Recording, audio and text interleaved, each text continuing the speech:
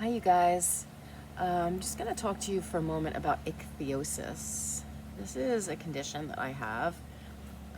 It is a rare genetic disorder, and there are lots of types of it, but I have acquired ichthyosis. You can see here,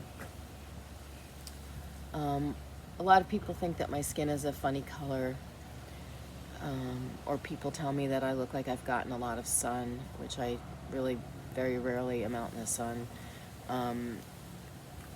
It's very painful and itchy, but when they look like this, when they're actually hideous, they don't hurt anymore, which is the weird thing. But yeah, so it's not contagious. I've had this for about 4 years, and it's been pretty hard because my hands are generally cut up. Everyone who has ichthyosis has their hands and feet are really cracked. So right now I have what's called hyperlinearization. It's just a lot of lines in my hands, but most of the time they manifest as cracks. But I've been kind of sanding my hands down a little bit, just because I can't usually touch my hair, and I just needed to just put my hands in my hair.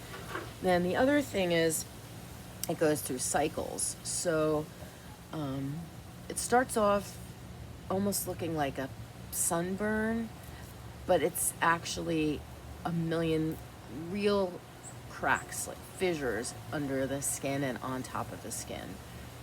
And it burns and stings and itches and hurts, and it's pretty bad. That brings me to these spiritual practices. Moving on the mat with the breath, meditating 5 or 6 times a day, soaking in an oily tub, and repeating mantra. These things have helped me so much, but nothing really makes it totally better except really being deep into a meditation.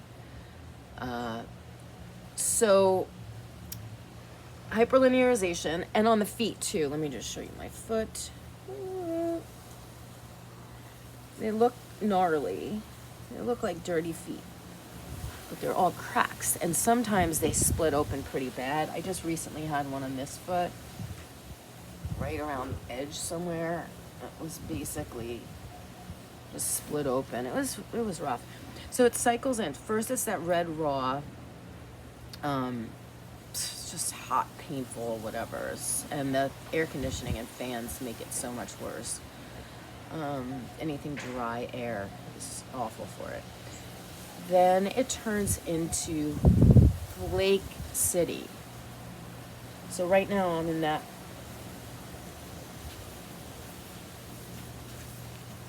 I don't know if you guys can see this. It's pretty rough. I mean, it's everywhere. But by then it's not as bad. So yesterday and the day before, my back was cracked open. I don't know if you can see this. I'm gonna sit down on this chair right here. And all the places where you see brown things were little cracks in my skin. And especially where the body moves, it just gets so painful. But then the good thing is that after all the red raw stuff and then the cracking and the flaking, it looks disgusting,